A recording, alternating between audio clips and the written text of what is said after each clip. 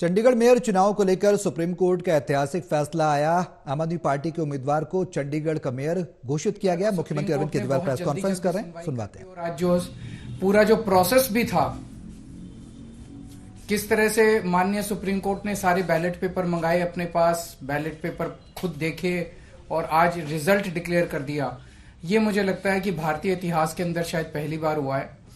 हम supreme court का बहुत बहुत शुक्रिया अदा करते हैं कि इतने कठिन समय में आज जो देश के अंदर जो हालात हैं, पूरा डिक्टेटरशिप चल रही है, जनतंत्र को कुचला जा रहा है जगह जगह, सारे इंस्टीट्यूशंस जो हैं वो एक तरह से कुचले जा रहे हैं, रौंदे जा रहे हैं।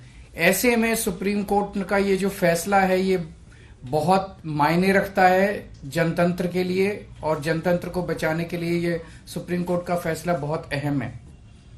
इंडिया गठबंधन, इसलिए हम सुप्रीम कोर्ट का बहुत बहुत शुक्रिया अदा करते हैं।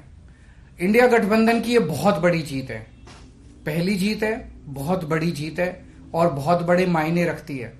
एक तरह से उन लोगों से छीन के लाए हम लोग ये जीत। उन लोगों ने तो चोरी कर लिया था ये चुनाव, उन लोगों ने तो वोट चोरी कर लिए थे, लेकिन हमने हार नहीं मानी। हम आखिरी समय तक लड़ते रहे, संघर्ष करते रहे और अंत में हमारी जीत हुई।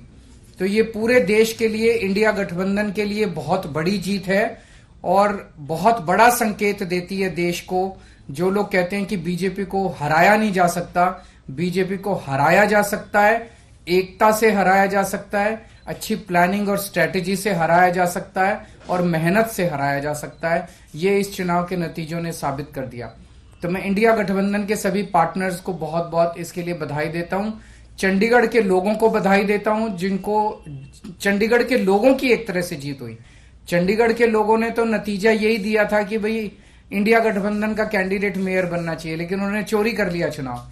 तो एक तरह से जनता की हार हो गई थी, लेकिन अब जनता की जीत हुई है और पूरे देश की जीत हुई है। पूरे देश ने देखा कि किस तरह से बीजेपी ने यह चुनाव चोरी किया। इस चुनाव में 36 वोट थे टोटल। बीजेपी के, कांग्रेस के, आम आदमी पार्टी के, अकाली दल के 35 काउंसलर और एक मेंबर ऑफ पार्लियामेंट, 36 वोट थे।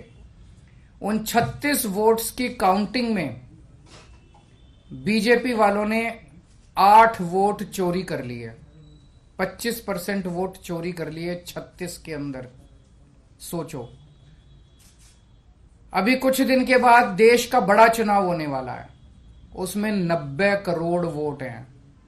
अगर ये 36 वोट में से 25% वोट चोरी कर सकते हैं, 90 करोड़ वोटों में ये कितने वोटों की चोरी करेंगे, सोच के भी रूह कांप उठती है, रोंगटे खड़े हो जाते हैं।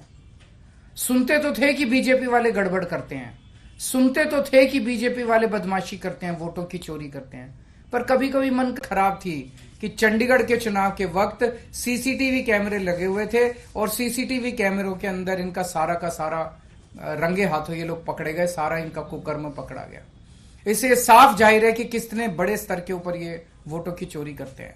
अब बड़ा मसला ये है, पूरे देश को सोचना पड़ेगा कि अगर जनतंत्र नहीं बचेगा तो कुछ नहीं बचेगा। आज जितनी कॉन्फिडेंस के साथ ये कह रहे हैं 370 सीट आएंगी, 370 सीट आएंगी, एक तरह से देश के लोगों को चैलेंज कर रहे हैं ये लोग कि तुम्हारे वोट की जरूरत नहीं है हम लोगों को, हमारी तो आ रही है 370 सीट। तुम्हारे वोट की जरूरत नहीं है हम लोगों को, हमारी तो आ रही है 370 सीट। अगर उन्हें इतना कॉन्फिडेंस है 370 सीट का, कहां से आ रहा है ये कॉन्फिडेंस? कुछ तो गड़बड़ कर रखी है इन्होंने। और जिस देश, अगर किसी देश के अंदर चुनाव के पहले पार्टियां साफ साफ कहना चालू कर दे हमें वोट की जरूरत नहीं है, हमें लोगों की जरूरत नहीं है, उस देश के अंदर फिर जनतंत्र बहुत बड़ा खतरे में है। पूरे देश को मिलके, 140 करोड़ लोगों को मिलके जनतंत्र को बचाना पड़ेगा। इससे ये भी साफ है ये लोग चुनाव जीतते नहीं है, ये लोग चुनाव चोरी करते हैं।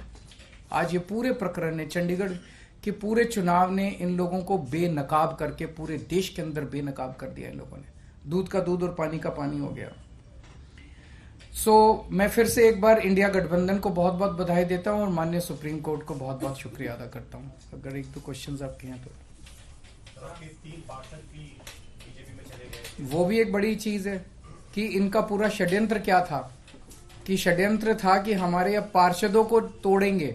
ये चुनाव, जैसा मैंने कहा कि पहले तो पूरी कोशिश करते हैं ईवीएम में धांधली कर दो, इसमें धांधली कर दो, किसी भी तरह से चुनाव जी, अगर हार जाएं तो फिर ये काउंसलर्स को तोड़ना चालू कर देते हैं, एमएलए को तोड़ना चालू कर देते हैं, सरकारें गिरानी चालू कर देते हैं, ईडी लगा देते हैं, सीबीआई लगा देते हैं, पैसे की गड्डियां फेंकते हैं उनकी तरफ, सब तरह से तोड़ने की कोशिश करते हैं। ये जनतंत्र थोड़ी है। सर, इन चुनावों ने दिखाया कि कैसे अगर आम आदमी पार्टी और कांग्रेस मिल जाए तो बीजेपी को हरा सकते हैं। मैंने अभी यही बोला, तो क्या पंजाब में भी आप इस पर? ये मैंने बोला कि किस तरह से अगर हम सारे लोग इकट्ठे हो जाएं, इंडिया गठबंधन के इस चुनाव ने एक बहुत बड़ा मैसेज दिया है। जो लोग कहते हैं कि बीजेपी को हराया नहीं जा सकता, बीजेपी को हराया जा सकता है अगर हम संगठित हो जाएं, एक हो जाएं, स्ट्रैटेजी से काम करें और मेहनत करें, हम बीजेपी को हरा सकते हैं। हमने ये चुनाव में हरा के दिखाया है। पंजाब में सोचेंगे दोबारा से? नहीं, वो स्ट्रैटेजी जीतने की स्ट्रैटेजी है, आप उसमें चिंता मत करो, उसमें जीतेंगे। अभी कई सारे राउंड्स ऑफ डिस्कशन हो चुके हैं और काफी अंतिम स्टेज पे बाकी चीजें पहुंच चुकी है। बहुत जल्दी अनाउंस होगा उनके साथ गठबंधन। पंजाब का क्लियर कर दिया, बाकी सारी चीजों पे बात हो रही है, बाकी सारे स्टेट्स में बात हो रही है और कई सारे राउंड्स ऑफ डिस्कशन हो गए हैं। काफी अच्छी बातचीत चल रही है और काफी एडवांस्ड स्टेज पे है। बहुत से आपके साथी हैं जो इंडिया अलायंस की बस में चढ़े तो थे लेकिन धीरे धीरे उतरने की कोशिश कर रहे हैं। सबका अपना अपना वो है। मैं आज आपको लगता है कि उनको देख आज के जो रिजल्ट उनको उम्मीद जगी होगी और वो वापस आ सकते हैं? जो लोग देश को बचाना चाहते हैं उन सब लोगों का इंडिया गठबंधन में स्वागत है। सर, आपको लग रहा है लार्ज स्केल रिगिंग भी लोकसभा के समय ये अपोजिशन को, इंडिया ब्लॉक को अब डर है, जिस तरह का पिछले कुछ दिनों में घटित हुई है चीजें? देखिए, ईवीएम को लेके बहुत प्रश्न उठते रहते हैं। जैसे मैंने बताया, इनकी मल्टीपल स्टेजेस हैं। पहले तो ये चुनाव में गड़बड़ करते हैं, तरह तरह की गड़बड़े करते हैं, वोटर लिस्ट गड़बड़ कर देते हैं, ईवीएम के अंदर गड़बड़ी की बहुत सारी शिकायतें और बहुत सारे वो आए हैं, लेकिन उसके ऊपर कभी भी इन लोगों ने जनता का विश्वास जीतने के लिए ईवीएम के गड़बड़ी जो आरोप लगे उसको इन्होंने जनता का विश्वास स्ट्रेंथन नहीं किया।